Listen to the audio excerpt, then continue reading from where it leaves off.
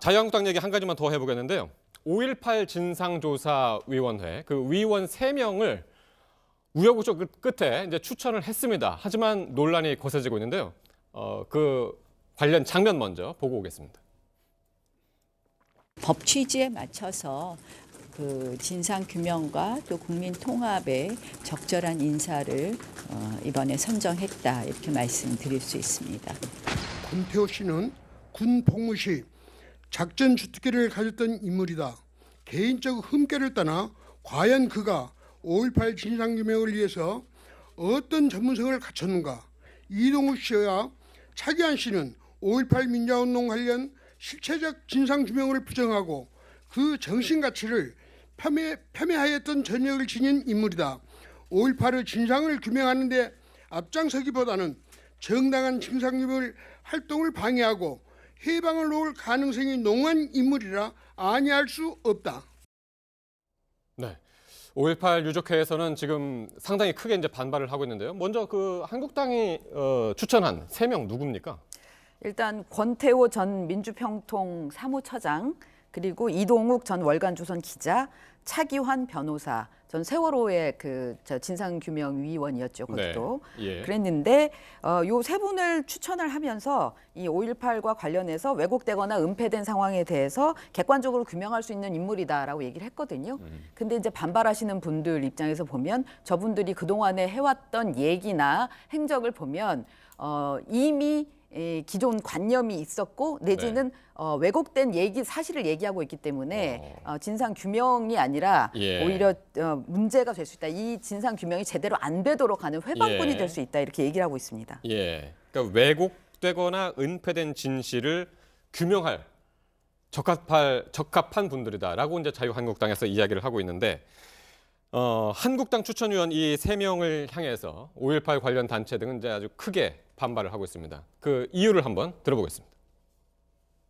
우리 형제 자매들이 죽어가고 있습니다. 어떻게 집에서 편안하게 주무실 수 있습니까? 전옥주라는 여자입니다.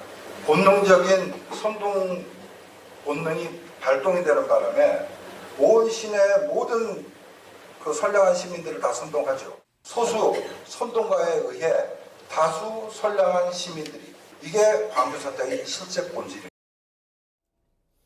예, 이렇게 한국당이 추천한 3명의 그 위원들 추천 인물 가운데 일단 이동욱, 차기환 이 두 사람이 상당히 지금 논란이네요. 특히 이동욱 월간조선 기자 같은 경우 과거에 있었던 보도 내용 그리고 네. 지금 나오고 있는 여러 가지 매체에서 발언했던 내용들 때문에 5.18 유가족들 입장에서는 진상을 규명하고 조사하고 있는 것이 아니라 오히려 활동을 방해하는 것이 아니냐 격하게 좀 반발할 수밖에 없는 상황인 것 같은데요.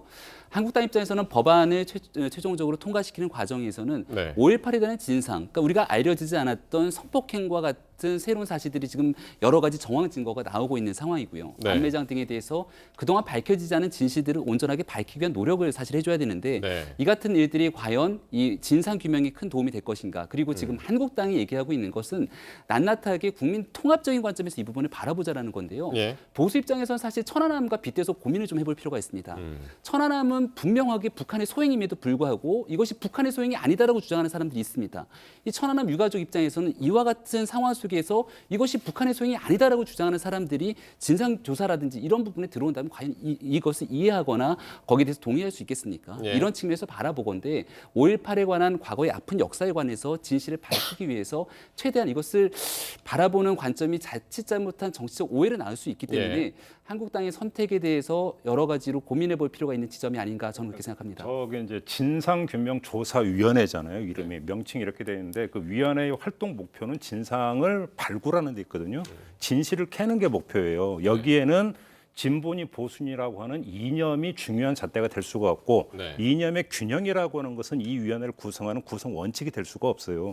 중요한 것은 진실을 캐는 데 있어서 최고의 방해 요소는 뭐냐면 선입견, 편견 아니겠습니까? 근데 지금 저 어떤 그 후보자들에 대해서 논란이 되고 있는 것은 저 사람들이 어떤 이념을 가지고 있다, 정책으로 어떤 그 위치에 있다가 중요한 게 아니라 네. 어떤 지금까 백지 상태에서 말 그대로 객관적으로 공정하게 접근해 들어가야 되는 진상규명 대상에 대해서 자기 선입견을 갖고 있는 사람들이 아니냐. 네. 바로 이 점을 제기하는 것이니까 일단 뭐 그동안 논란의 중심에 있던 지만원 씨는 일단 북한의 특수부대원들이 이제 여기에 개입했다. 그 발언의 주인공 아닙니까? 일단 지만원 씨는 빠졌는데 일단 나머지 지금 결국 그 최종적으로 추천을 된 인물들 3명에 대해서도 지금 이제 유족회라든가 관련 단체들에서 이제 반발하고 있는 상황에서 과연 이 그렇다면 조사위가 몇 가지만 말씀을 드리면, 네. 그러니까 이제 차기환 변호사 같은 경우는 왜 저희 그 5.18 하면은 상징적으로 보였던 사진이 있죠. 어린 아이가, 눈이 땡그란 어린 아이가 아빠의 영정을 들고 있는 사진이 있습니다. 그 사진 속의 주인공이 조사철이라는 분인데, 이분이 시위대의 총에 맞아 죽었다라고 주장을 하고 있는 분이에요. 네네. 예. 그리고 임을 위한 행진곡은 대한민국의 정치 체제를 부정하는 거기 때문에 네. 이건 사용하면 안 된다라는 얘기를 하고, 이제 그다음에 이동욱 전 기자의 경우는 이 광주 사태라는 표현을 쓰면서 광주 사태는 소수의 선동에 의한 거고, 네. 그다음에 성폭행 집단 학살은 없었다라고 이미 이제 본인이 그렇게 주장을 하고 있기 때문에 네. 그와 관련된 기사들도 썼고요. 그렇기 때문에 사전에 본인이 주장했던 내용들을 부정하는 쪽의 결과들이 나올 때 그럼 네. 그것들을 받아들일 수 있겠는가라는 예, 예. 이제 그런 데에 대한 우려가 있는 거죠. 조사의 출범은 어떻게 될까요? 이게 지금 그 대통령이 임명하는 거죠, 9명을. 일단은 네. 국회의장이 한 명 추천하고 각 네. 당에서 이렇게 이제 몇 명씩 추천하게 그렇게 돼 네네. 있어서 되는데, 지금 상황이면은 각 당이 이거를 거부할 수 있는 상황이 아니기 때문에 네네네. 이 상황에서라면 아마 이제 출범을 할 수밖에 없는 거고요. 네네네. 출범을 하게 되면 2달이 공식적인 기간이고 한 달 정도, 2년이고 네. 한 1년 정도를 더 네. 추가할 수 있습니다. 그나마 이제 그렇군요. 다행인 것은 세월호 특조위 때 활동 기간이 이제 논란이 됐잖아요. 그러니까 활동 개시 시점을 언제부터 볼 것이냐를 가지고 엄청난 정책 논란이 됐는데, 그 교훈이 있기 때문에 이번 이거 같은 경우는 그러니까 그 조사위원회가 구성이 완료된 시점으로부터가 되기 때문에 네. 설령 좀 늦어진다 하더라도 세월호 특조위와 같은 어떤 논란을 네네네. 거듭하지는 않을 겁니다. 알겠습니다.